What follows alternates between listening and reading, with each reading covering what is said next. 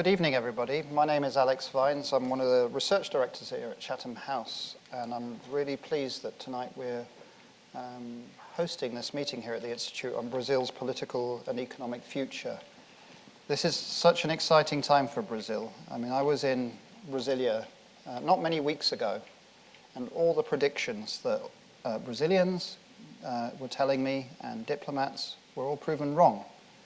Everybody has been caught by surprise with the way the election is going at the moment, which is why I think this is very timely, and to understand what's going on and that actually Brazilian politics is extremely exciting and can be unpredictable. We have three speakers here today who are going to help us. So on my far right, we have Dr. Timothy Power. He's an Associate Fellow of the Americas Program here at Chatham House. And he's also currently a lecturer in Brazilian Studies at the University of Oxford and Associate Editor of the Journal of Politics in Latin America. He's a regular visitor to Brazil. I was luckily involved in a meeting with him over the summer where he was educating me on the intricacies of Brazilian politics. So I was certainly impressed by what he the insights that he provided me in the meeting that I attended with him, and I hope you will too.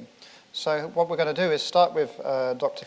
Timothy Power, and secondly, next to me, we have Professor Anthony Pereira. He's Director of King's Brazil's Institute, King's College London.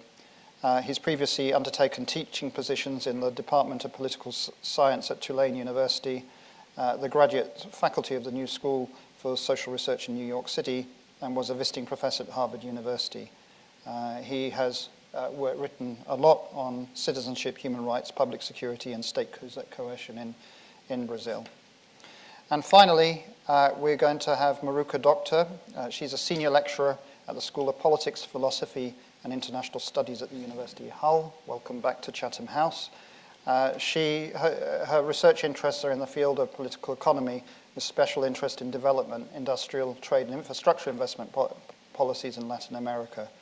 And she has been involved in the research for a number of projects, particularly also on Brazil.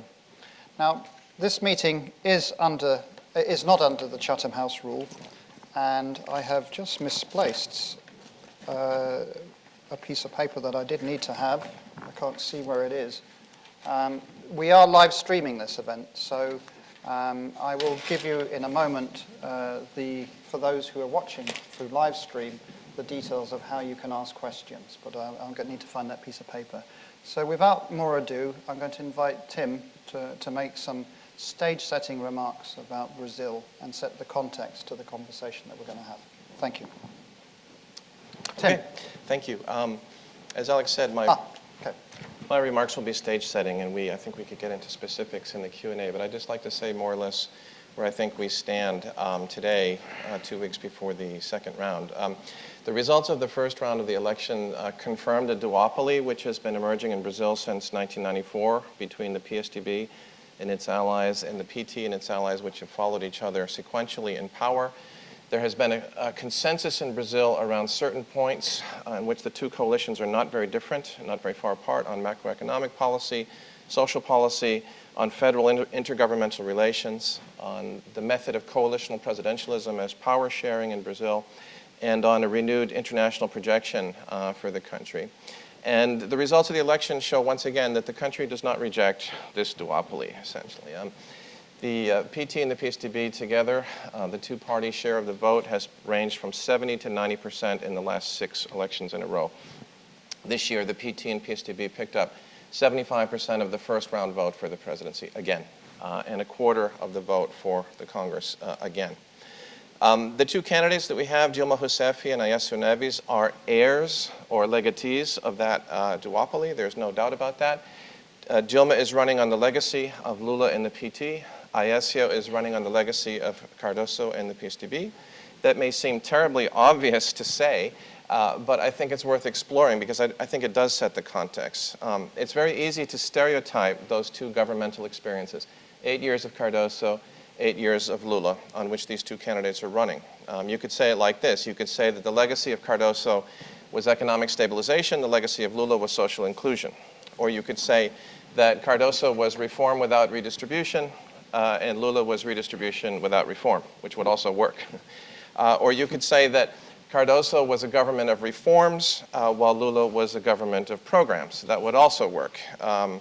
Cardoso chose to reform the Constitution, change the macroeconomy. This required 3/5 majorities in Congress, versus the Lula style of empowering small teams and ministries to execute popular social programs, such as the small team in the Ministry of Social Development, which administers Bolsa Familia, which covers 14 million Brazilian families with fewer people than we have in this room running the program. We have Cardoso's approach was very costly in terms of political capital, and it produced very diffuse benefits for Brazil, for the nation, did not yield major electoral payoffs for him or for his party. Whereas Lula's approach was very inexpensive in terms of spending political capital, but it produced concrete benefits for targeted constituencies, and it produced a very visible electoral payoff in 2006 and 2010. Any map I could show you, any poll I could show you would show that the beneficiaries of these social programs have become reliable PT voters in presidential elections.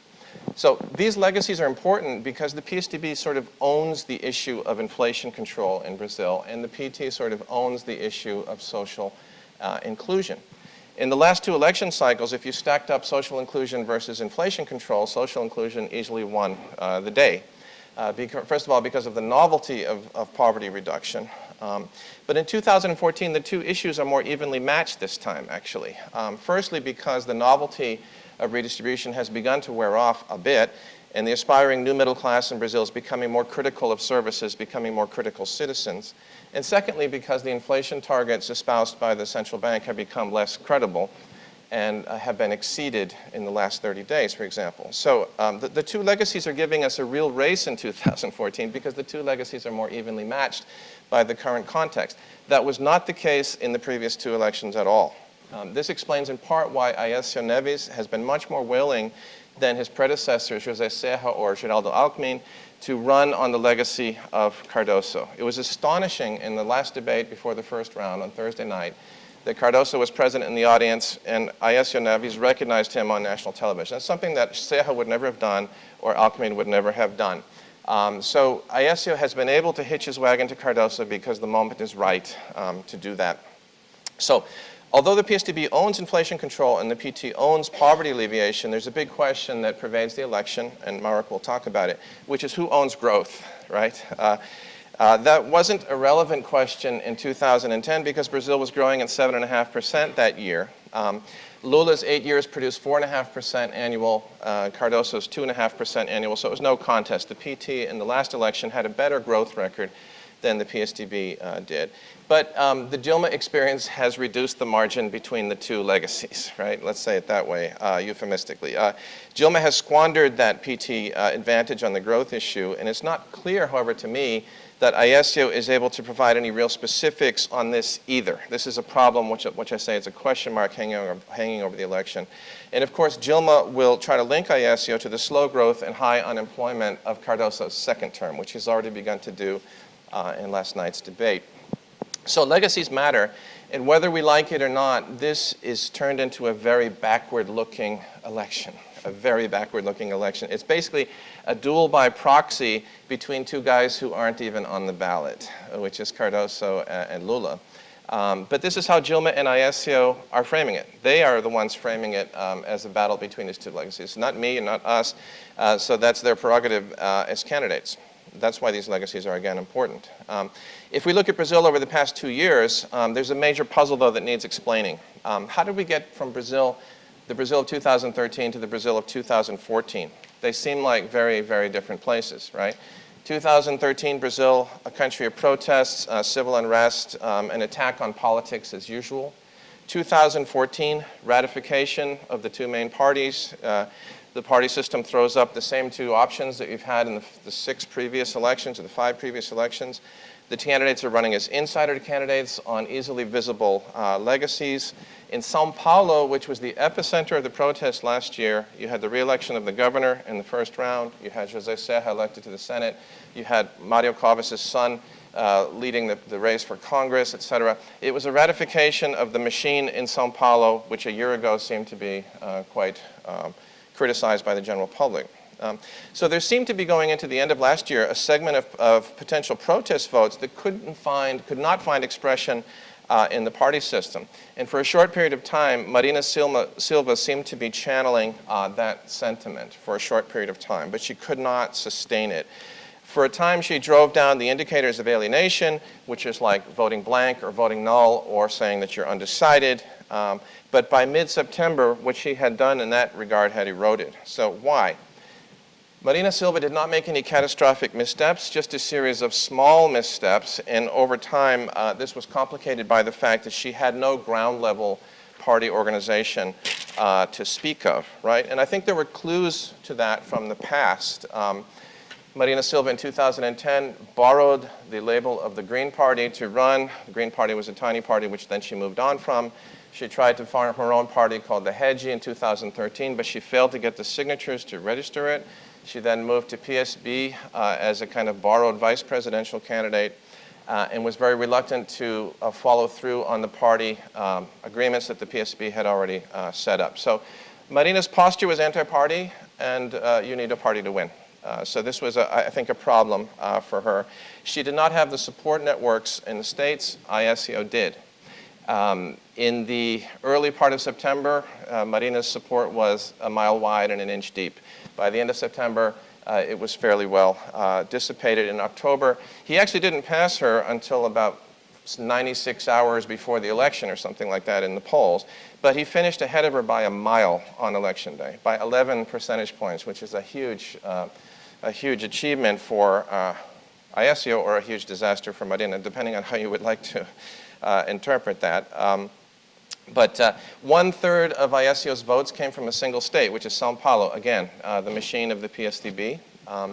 The PSDB showed a capacity to organize at the local level. The PSDB actually had more party line votes. In Brazil, this is called voto de legenda. They had more party line votes than the PT had this year. And they actually were the second most voted for party in Congress. The PMDB won more seats than the PSDB, but the PSDB actually won more votes than the PMDB. So the PSDB is the #2 force for Congress as well. So this year, Marina's voters were much more clearly opposition voters than they had been in 2010. They were very much an anti-Dilma, anti-PT constituency. And over time, they shifted to the person who offered the more credible historical opposition to the PT. Aécio Neves had consistently posed himself as the anti-PT candidate in the election. And as Marina's sheen wore off, those voters gravitated pretty quickly back to him in the final week of the campaign. So I think one of the lessons of the first round is that party matters and party organization matters, which is somewhat surprising given the anti-party sentiments that we saw on display in Brazil in 2013. So just to conclude, I would say, actually, my personal view is that Brazil has been given a very interesting and very user-friendly choice in the runoff, because these are two candidates for programmatic parties with long experience in government that have very transparent and very judgeable records, which would not have been the case had Marina been one of the two finalists. Thanks you very much. And just a reminder, if you've joined us late in the room here or through live streaming, this is a meeting on the record, and we've just had Tim Power, an Associate Fellow of the Americas Program at Chatham House, speaking. Our next speaker is going to be Professor Anthony Pereira, Director of King's Brazil Institute, King's College London. Thanks, Alex. Well, I was one of those people writing about Marina and Dilma in the second round a few days ago, so I look a bit silly now. But this is an election, I think, where all changed in 96 hours from what we hear. Yes, I wish I'd anticipated that. But if you look at blank and spoiled votes and abstentions, in most of the gubernatorial races, that was actually the third place candidate. It was people who didn't want to vote for any of the above.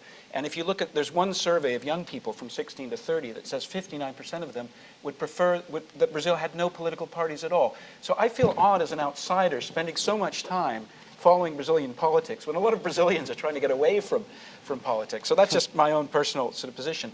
But I wanted to say something about what this election looks like from the long historical view. Right. Because if you had to ask me what is the Brazilian state, I would say that three really important characteristics of the Brazilian state are, one, that it's a neo-developmental state still, even though it's become more open in terms of the economy.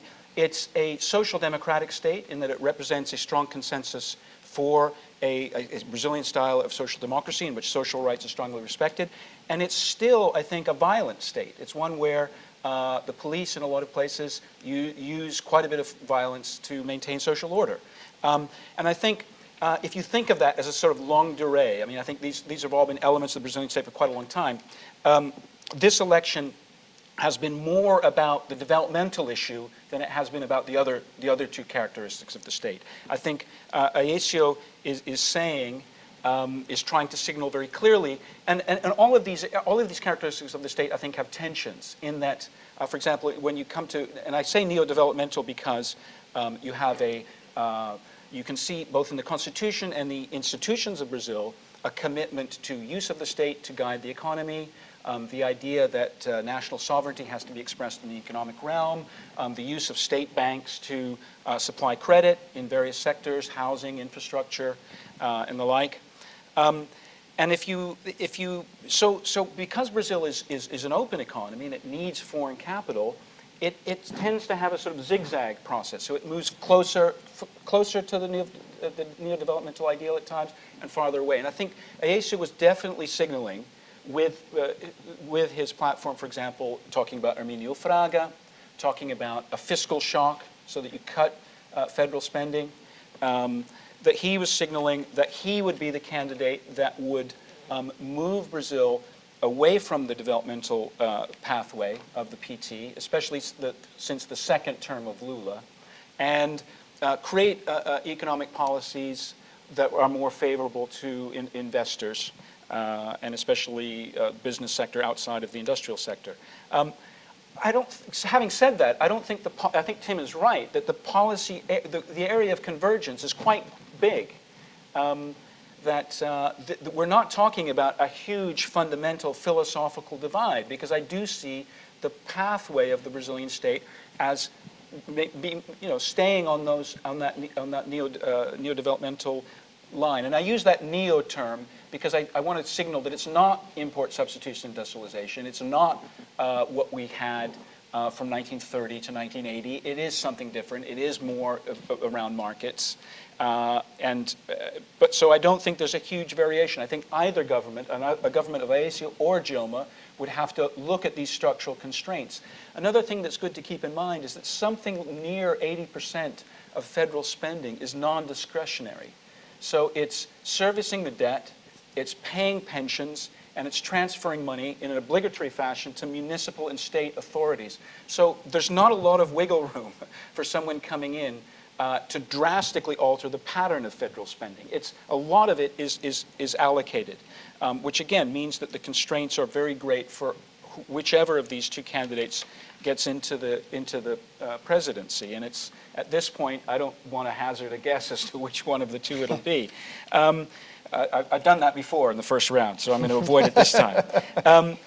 With social democracy, what I mean by that is that there's a strong consensus that the social rights that have been won over the past few decades have to be preserved. So if you look at the letter that many prominent academics and former government officials signed recently in support of Aécio Neves, they said, "We support Aécio Neves because stability and economic growth are indispensable conditions for the reduction of inequality to be effective and for the resumption of development to be sustainable."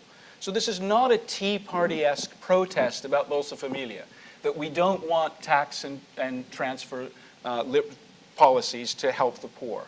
That's not what they're saying. They're disagreeing about means and not on ends. So there does seem to be a consensus, at least ideologically, across the party spectrum that what I call social democracy, it should be preserved. And I think the protests of 2013, although they were also about representation, were fundamentally about social democracy as well, because they were about the quality of state services in education and in health and in public transportation and public security. I think what's striking to me, Tim and I wrote a piece about the Lula election in 2002. That's going back a ways, isn't it? I think we sort of were trying to speculate about what that meant. Despite the convergence, despite the fact that I think these two candidates are arguing about a fairly small policy space and fairly minor differences of direction, that either one of them would implement as president, the level of vitriol is really high. The sort of animosity. And I'm not sure what that's about. I thought, mistakenly, that Dilma, being from a different class background from Lula, being more upper middle class, might actually diminish that vitriol and might lead to a sort of mellowing of the feelings on both sides. But that's not been the case. And maybe it's because the PSDB has been out of power now for 3 successive presidential elections. The economy is not doing well. And maybe there's a sense, if they can't win this election, when are they going to win a presidential election? And so there's an urgency on their side. Of course, there's an urgency now on the PT to hang on to power because they're the establishment. And that's a very uneasy feeling, I think, for a lot of long-term petistas because they're not comfortable with being the establishment. So you do see interesting dissidents on the left of people who don't feel that the Dilma presidency has been imaginative enough, that it would be better for the PT to lose, to sort of find its way again, to find coherence as a party of the left, and that what they've done in power hasn't really been enough. I do wonder if Bresser Pereira is right. The economist Bresser Pereira had an interesting interview recently where he argued that as the PT moved to the center and became a social democratic party in its 12 years in power, the PSDB has moved to the right. And I wanted to throw that out there as a possibility. And I did want to say, too, that the questions that the PT is raising about social programs under an ASEO presidency, I don't think it's entirely electoral scaremongering. I mean, they are engaging in electoral scaremongering, but there is, I think, a legitimate question to ask is if there's going to be a fiscal shock and there's going to be a return to orthodoxy and a return to some introduction of austerity at the federal level, you know, where are the cuts going to fall? Because as I said, there isn't a lot of discretionary spending that you can cut. So I think the final thing I wanted to say was Brazil has been sold short in the past on a number of occasions. You know, if you're a market analyst and you're negative over time, and those negative appraisals don't bear out, you kind of get hit by the markets, you know, or investors. They'll criticize you for doing that. When it comes to Brazilian politics, I think you can be negative consistently over a long time, and you can get away with it. There's a prominent economist who wrote in 2006 that in the short term, the orthodox policies pursued in Brazil have not favored redistribution. In other words, you can't redistribute and impose orthodoxy as Lula did when he first came in 2003. Now, he wrote that in 2006, fair enough. He repeated it in the 7th edition of his book in 2014, which I thought was just very odd. And so my own instinct about this impasse that Brazil is in, this low growth moment, that they will surmount it somehow. And that's going to be, you know, task number 1 for either ASEO or Dilma come the 1st of January. And it's clear that Dilma is making signals that are similar to ASEO. So she's saying, I'm not going to appoint Guido Mantega as Minister of Fazenda, and ASEO is saying it's going to be Arminio. And maybe that tells you a little bit about what you're going to get with these two governments. So I wanted to stop there. Thanks. Thank you very much. Well, we've heard from Tim Power. We've now heard from Anthony Pereira. And finally, we have Marouk Doctor, who's Senior Lecturer of School of Politics, Philosophy and International Studies. Marouk, over to you. Very good. We've already heard a lot about the big scene, and today I thought I was asked to speak about the economic situation and specifically the possible economic priorities of the next government. And thinking about the setting, to go into the specifics and specifically issues that are of concern to international investors, but also, of course, to the domestic business community. Now, the presidential election itself has been a bit of the whole process has been a bit of a roller coaster. I think for the polling organizations, it's been up and down. For politicians themselves, they seem to be flavor of the moment 1 minute and then completely ignored the next. And of course, for the financial markets. I mean, there's been it's been very volatile in the last few couple of months. In some ways, you could argue this is speculation, but in other ways, I think it's a general question of market sentiment and uncertainty about what will happen next. Now, the voters in Brazil, in general, I would argue, are not looking for change. They're looking for improvements from government and public services and so on. Who is looking for change, however, are the business community. The business community has been quite disappointed in the Dilma government. They have felt increasingly frustrated, sometimes even sidelined from the policy-making process. They are frustrated with the very low growth. It'll be less than, or it'll be around 0.3% this year, and the average for the Dilma government will be about 1.5%. The stubborn inflation, in fact, inflation, 12 months running accumulated inflation has gone above the margin of tolerance to about 6.75%. There is an increasing current account deficit. There are all kinds of problems with fiscal policy. The primary surplus is going to barely make 1%, when in fact the target is an already lower than before 1.9%. And, well, I can mention hundreds of specific issues and niggling problems. But of course, it is much bigger than that. It is the trend that is also a problem. The easy years of the consumption boom, helped along by the commodity boom, have now given way to the next step. To make the next step in terms of competitiveness, increases in productivity, etc., you're going to need a appreciable change in the way the country is run, as well as the way in which structural reform issues are tackled in some kind of sensible manner. In other words, long-standing issues of systemic competitiveness, from taxes to bureaucracy to infrastructure to logistics and labor markets and what have you, all need to be addressed, and the government, instead of actually dealing with them, sort of coming back to Tim's point on reform, or a government without reform, but lots of packages. I think in Dilma's first 2 years in office, she announced 9 different economic packages. And I've lost count after that, quite frankly. But none of these packages really delivers its stated objectives. So, business argues urgent change is required. On the one hand, a macroeconomic adjustment is absolutely essential, and this is the point where I think both Tony and Tim seem to think there is more or less a consensus about this on both sides. However, the way it is going to be tackled is going to be quite different depending on who wins.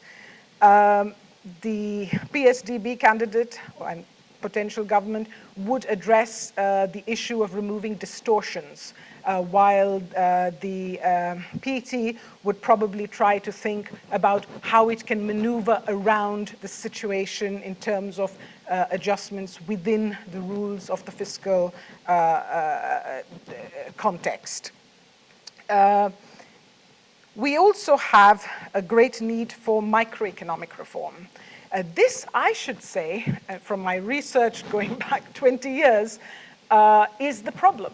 The first PSDB government was obsessed with the macroeconomy, and microeconomy was always left aside. It'll be dealt with later. The PT said, we are the workers' party. We're actually worried about the microeconomy. But in fact, Lula was equally obsessed with the macroeconomy. And now we have Dilma, who does meddle with the microeconomy, but not in a systematic way. Rather, in an ad hoc way, specific groups being perhaps favored for sometimes quite ununderstandable reasons, and other times very understandable reasons, but perhaps not necessarily legitimate reasons. And then we have, of course, the third demand from business, which is better external economic relations. Real frustration with the fact that the next step of globalization, which basically is further integration into global value chains, and especially higher up in those global value chains, and Brazil has simply been left behind. So, who is to blame for this odd mix of what some are calling job-full stagflation? I mean, the word in itself is a mouthful. And what are the options that these two candidates are offering to deal with it? Now, who is to blame? The government blames external factors. It has been forced to firefight since 2008. And the opposition argues the problem lies with poor domestic economic management and policy decisions. Too interventionist, too protectionist, too inefficient, not to mention lack of transparency, creative accounting, and corruption. So here we have all the blame being put wherever it suits each candidate, and what are going to be the results after the election. They're going to have to actually do something about it. What are the policy priorities going to be? Now, if Dilma wins, we will see her economic team change. She's already said Mantega will go out. There will be a gradual fiscal adjustment because there is no other way out. She has been, however, rather cagey about the details of what she plans to do. One can expect that she will make an adjustment to her version of what she calls, or economists call, the new economic matrix. So tax rebates, subsidies, protectionism, heavy use of public banks will all be rethought a little bit. But the important progressive aspect will be more resources for education and training and infrastructure investment. And this we are already seeing. In the last 2 years, there's been upticks here. Dilma will certainly not consider central bank independence. In her view, that would be what one economist in Brazil put it as fur on an eggshell.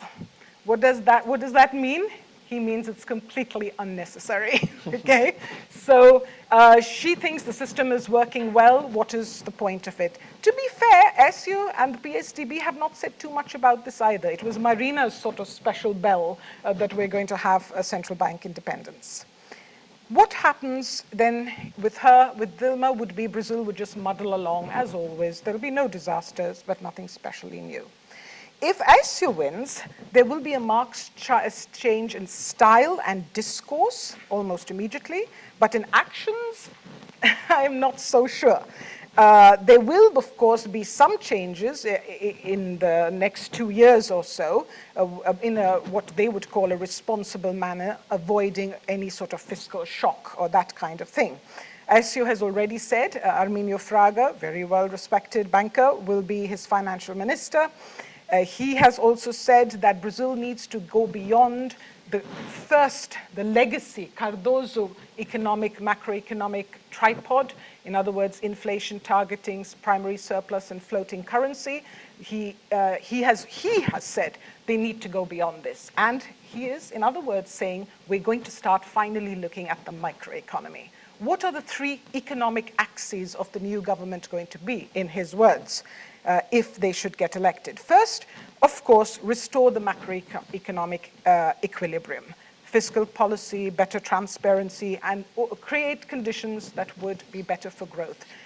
Fraga has said this process will take around 2 years. The next target will be to increase the investment rate to about 24%. 24% is calculated to be the rate of investment required, gross fixed capital formation, in other words, required to have growth potential at 4%. What do we have today? We have the investment rate at around 16.75%, so very well below. And if I would compare it to China, China's investment rate is over 40%. So you see where we're talking. The third axis of his policy would be increasing productivity. Education, innovation, labor market reform, all these sort of issues. Just a point on productivity. I recently read a report by a Brazilian academic economist, and he said that he calculated that since 1980, productivity of the average worker in China has increased by 895%. Would you like to even guess by how much productivity in Brazil for the Brazilian worker has increased in the last 30 years? It's not minus, it is 6%. I mean, what do you say to this? But what lies at the heart of that figure? It's not that the worker is useless. It's not that the business community is useless. It is the way the structural conditions for business have been hampered. And the biggest change I think Aécio will introduce is on the external front. He's already said he's not going to put up with any more nonsense from Mercosur. They're either going to have to get their act together, move forward, have a deep reform, and actually follow the rules. Otherwise, Brazil is just going to get out and leave. Brave words. I'm not sure how much he will actually do this, but okay, it's something exciting to think about. A backward-looking election, yes, in many sense. The old issues are there. The same solutions are being produced. Will any action happen? Not so sure. Can the two candidates deliver on their promises? Yes, I think Brazilian presidents have considerable powers. If they want to do it, they can do it. Sure, they face some restraints. So an eventual PSDB government, for example, would have to deal with a very strong PT presence in Congress. Finally, though, to conclude, whoever wins, they know there is that legacy issue, but more importantly, also the future issue. A key concern is how to overcome these structural obstacles to kickstart growth without sacrificing the social policy gains of the past 15 years. Thank you very much, Marouk. Excellent reason to now have a wider conversation. I'd just like to remind those who are live streaming that you can ask questions via Twitter using hashtag AskCH, and you can comment using hashtag CHEvents. So you've all patiently sat here and listened. I'm not going to ask you which of you now are convinced to vote for Axio and which of you are going to vote for Dilma, but I am going to ask you to ask questions. So please put your hand up. Let's go here first to this gentleman. Do introduce yourself. Yes, it's Rajiv Shah. I'm a member of Chatham House. I'll take, by the way, a cluster of 3 questions, so just for the panel here to understand. Okay. Yeah. I would like to ask Dr. Marouk here, about 3 or 4 years ago, Brazil signed an agreement with China, a sort of currency swap agreement, whereby they agreed that they would not use the US dollar for inter-country trade. So I just want to ask you how that is going and whether they have been successful at not using the dollar, and what sort of percentage of trade is there between Brazil and China? Okay.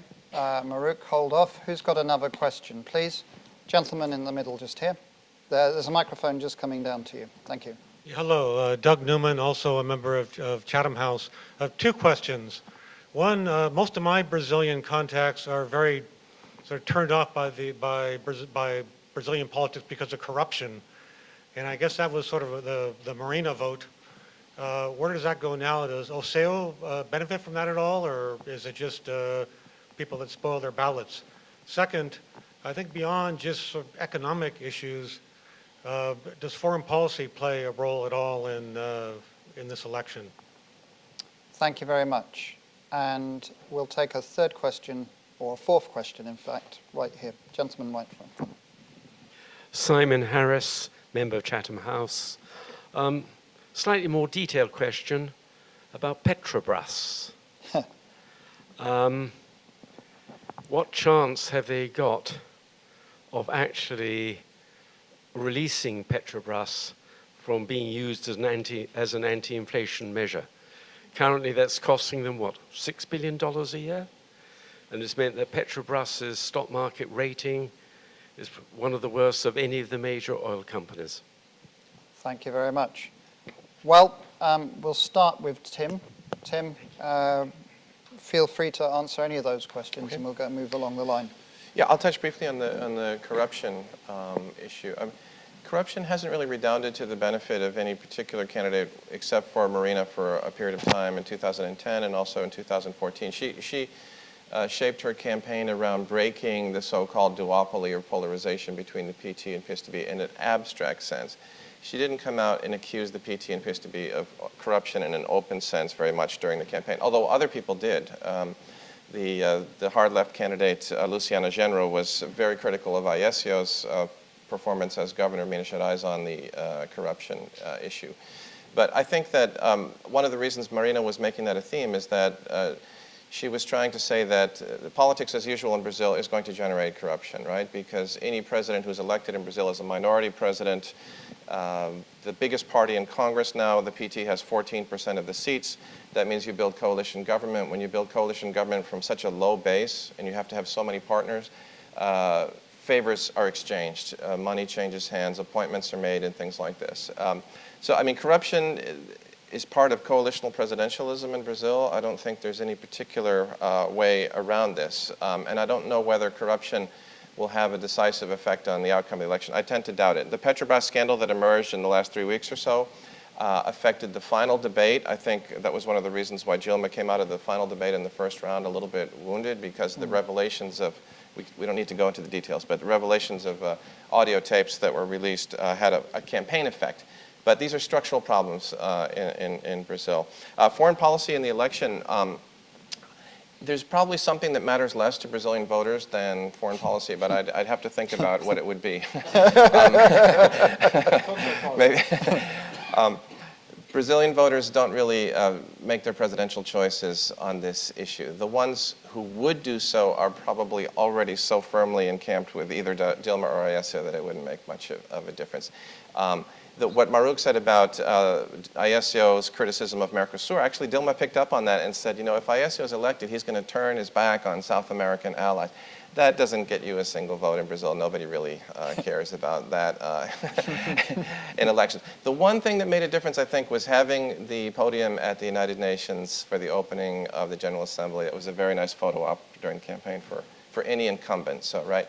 One thing that hasn't been mentioned is that during the last 6 weeks of the campaign, Dilma's ratings, popularity improved significantly. Everyone talked about the vote share between Marina and Aécio, but Dilma's approval was something like a net negative of 2 points after the World Cup, and now it's a positive of 13 points. And that's because she was able to use television time in the incumbency, showing up at the United Nations for this kind of visibility. Thanks. Tony. Yeah, thanks for the question. So, Tim would know better than I do sort of where Marina votes go. I think it's clear that they're going to split to some extent. I mean, if you look at a place like Pernambuco, I mean, even though Marina endorsed Aécio and the family of Eduardo Campos endorsed Aécio, there are probably some voters, especially in the Northeast, who voted for Marina first round and will go to Dilma in the second round. So it's going to split to some extent. It looks like the majority will probably go to Aécio. But you can see in the PSB, Marina's party, that there's a split already as well. So Roberto Amaral, the former president, says he's going to vote for Dilma, and I think Erundina. So there's a little bit of tension within there. So people are going to have those debates about what to do after voting for Marina. I think I agree with Tim on foreign policy. I think maybe where it is a big issue is in the diplomatic corps and former diplomats. I mean, there have been a lot of criticisms of Dilma not valuing the professional standards of Itamaraty, the foreign ministry, wanting to restore the role of Itamaraty in foreign policy. You know, to not wing it as much as she's been doing. She doesn't seem to. She's cut the budget of Itamaraty. So there has been a criticism, and there's probably also among those who do pay attention to foreign policy, and I agree, it's probably a small segment of the electorate, but there's a sense that some of the South-South rhetoric of both the Lula and the Dilma presidencies was exaggerated. I think one thing that I'm convinced by is that the turn to the South was really beginning under Fernando Henrique Cardoso, and it was occurring partly because of economic shifts. It wasn't merely an ideological sort of party commitment of the PT. It was already happening. So if you look at the explosion of trade with China, that's just something that you see really over the last 10, 12 years, and in a way, foreign policy moves in the direction of trade.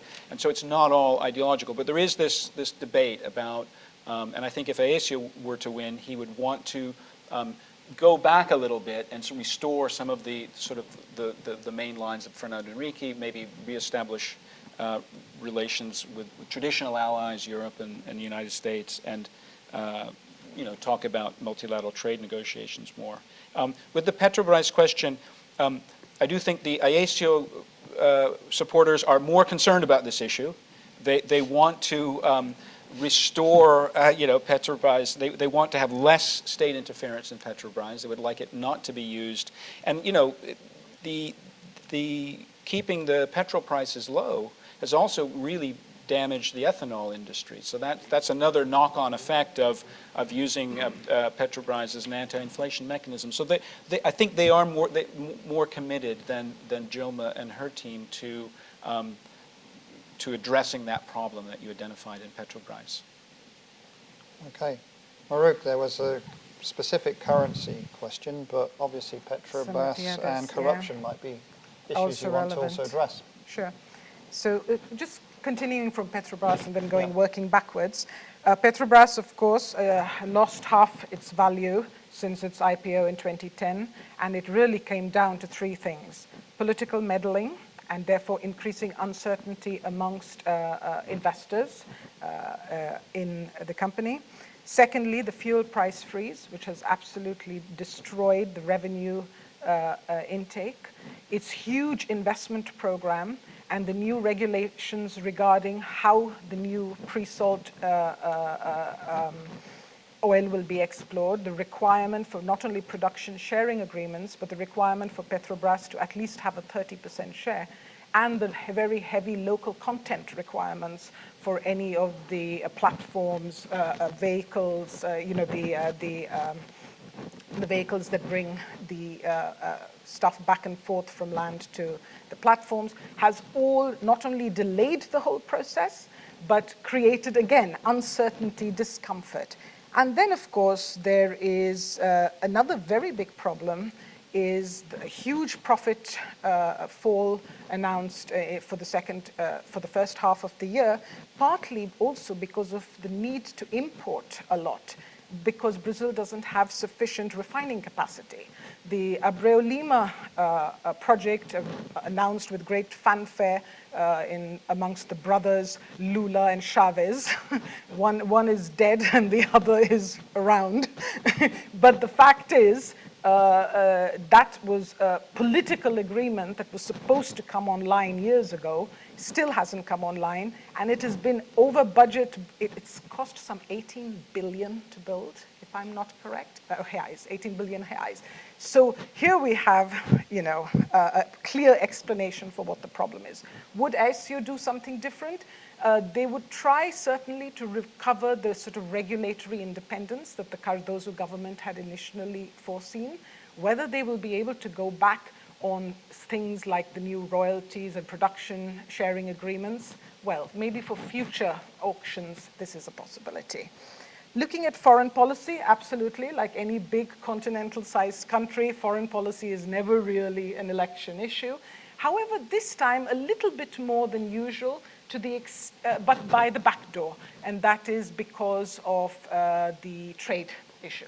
So we do see PSDB supporters and certain other business supporters talking very much about Brazil needs to start signing trade agreements. It's simply been isolated and left out of a world where multilateralism makes no progress, the WTO talks specifically, and by not signing any agreements with key trade partners, you're losing out on that aspect. There's also some discussion about the fact that Dilma is now saying she'd be happy to talk about free trade agreements, but actually that boat has been missed because the world today talks about the tariffs plus agreements. In other words, investment and a whole ream of other issues are more important to it. I think all the other points have been made, but one thing I would like to come back on that was said, leaving Mercosur would not be turning your back on the whole region, because in fact we have the Pacific Alliance there making exactly the sort of noises that some of ASU supporters are talking about. The need to integrate, need to look to the Pacific, the need to enter into global value chains. All these things would become more possible if you had a more open view than the sort of politicized view of the PT's version of Mercosur. Finally, corruption. Not outside the norm, according to Dilma. What is happening in Petrobras sounds very much like what Lula said about the Mensalão. Oh, that's business as usual. So I don't think I need to say more than that on that. And then finally, China. Yeah. China, of course, the biggest trade partner of Brazil since 2009. huge exchange and trade, but a very unfortunate exchange, actually. Yes, Brazil profited from the commodity boom, but it has absolutely lost to China, has lost to the region, to its own domestic market, and to the world, its own exports of industrial goods. So China is a very tricky partner in that sense. And there's a sense it has deindustrialized Brazil. What has China offered in exchange? A currency swap agreement. I mean, to be honest, I don't know much about how that agreement is functioning. So I don't want to say anything that might be, absolutely off the mark. But the fact is, many of the agreements in South-South style diplomacy is a lot of discourse, a lot of talk. It is a nice politically correct sounding thing. Very often, the substance behind it is much less. I do not want to say anything, though, about the amount and numbers, because I just don't know. Okay, thank you. We've got time for one more round of questions. Have we got any questions through Twitter at all? None at all. Fair enough. Who would like to ask another question? We've got about 5 minutes more. Please. Hello, my name's Jonathan Cook. I'm a member of Chatham House, and in my day job, I am an exploration petroleum geologist for E.ON. So I'm going to inevitably ask about the oil industry. I think there's a fear in the industry that I certainly picked up on that. As a lot of countries who find themselves with large natural resource bases, they tend to get greedy once they start to find large amounts, and they tend to start, as you said earlier, sort of reworking the production sharing agreements, and it becomes less attractive for external investment. Even if things like the issues with Petrobras were to be fixed, I think it is recognized that Petrobras can't develop these fields, especially the subsalt fields, on their own. And I think the industry feels that it's, Brazil doesn't recognize that it needs this external expertise to do these fields. So my question is, do you think that there's an appetite, or do you think it's recognized as a risk in Brazil that this needs to be addressed? And even if it is, do you think there's an appetite to deal with it because they're perceived as foreigners coming in, taking our wealth? Thank you very much. Any more questions? Please. Hello, my name is Stephen Stolk of Collar Capital, a member of Chatham House. This discussion brings us to mind the old Brazilian expression that the economy grows while the government sleeps. And my question is around growth. Does the panel think that the last 3 terms of PT government, has that handicapped Brazil and, in a sense, lost it a once-in-a-generation chance to really reform the country and its economy? And does that leave whoever wins in this election the opportunity to actually fix it, or basically fight fires? Thank you very much. Anyone want to ask a final question? Okay, I'm going to ask a final question, be devil's advocate.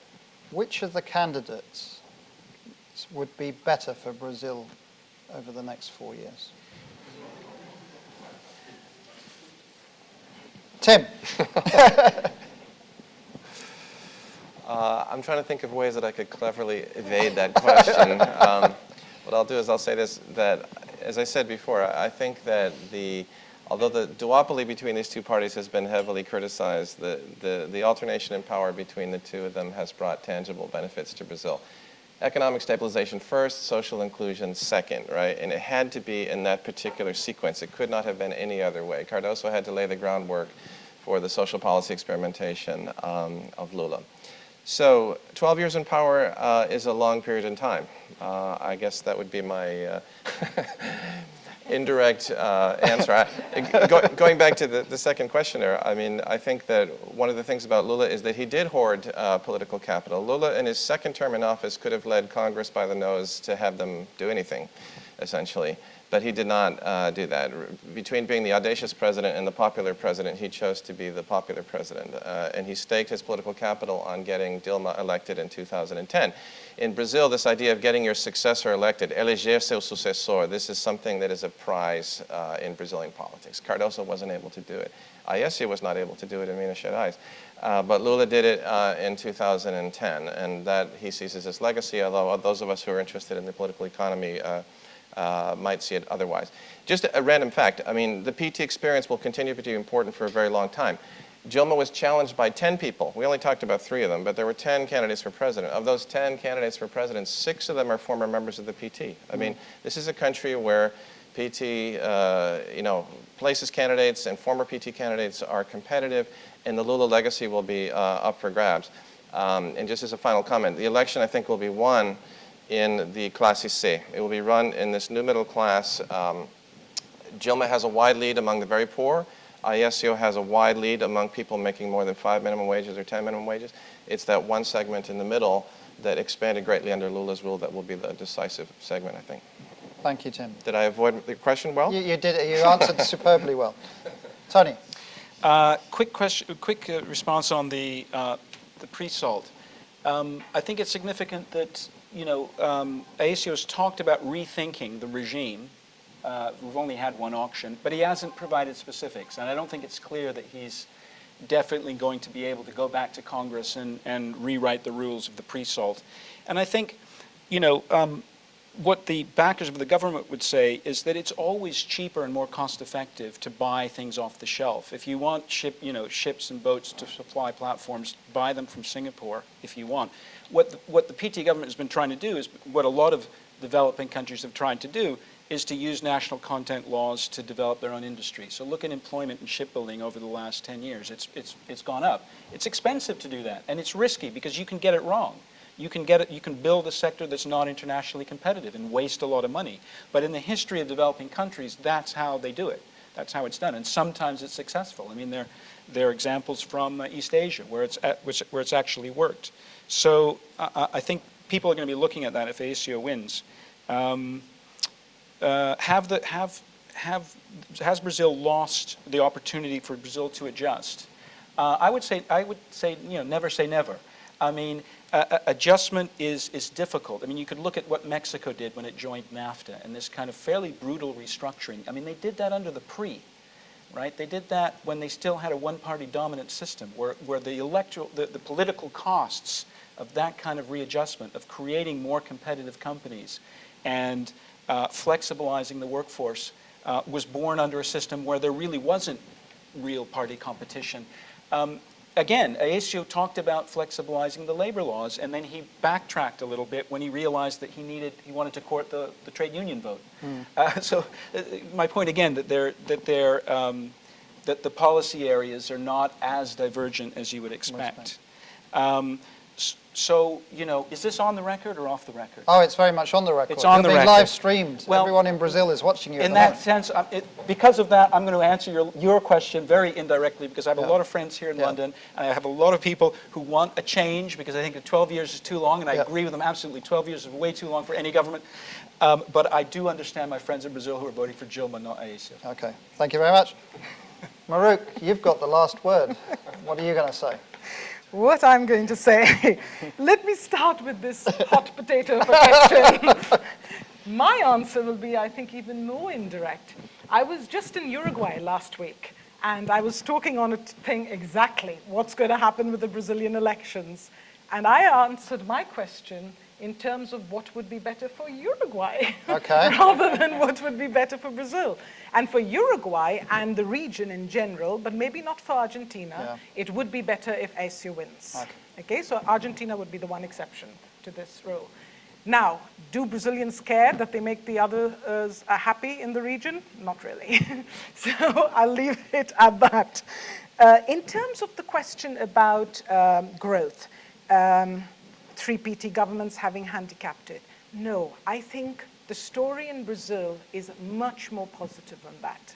I think not only was Cardoso's stabilization absolutely essential, but I think Lula and the PT's vision of a Brazil that was inclusive, that addressed long neglected issues of social justice, etc., even if in lip service, was very, very crucial.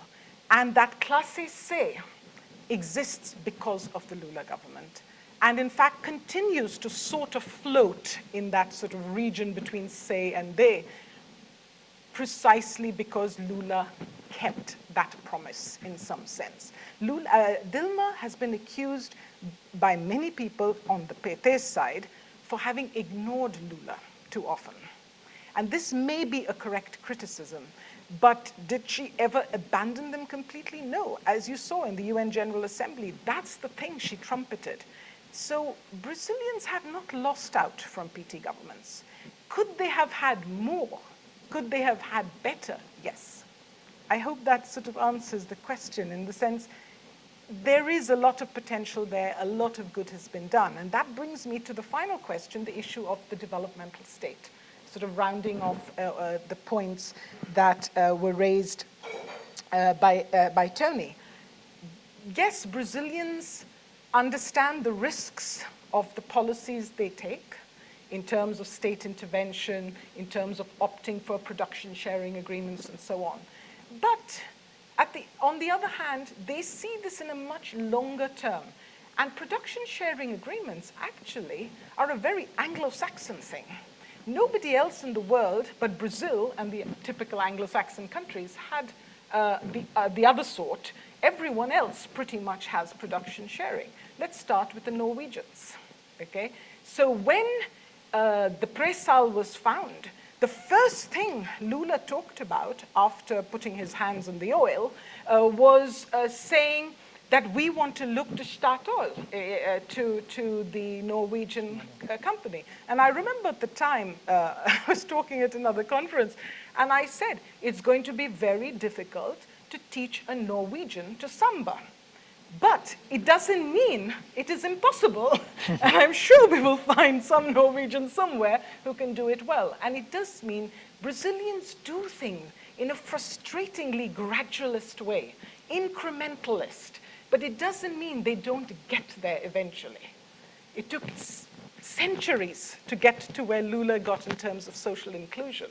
I hope it doesn't take centuries to get to full industrial development. But I think we need to keep that in mind. So there you go.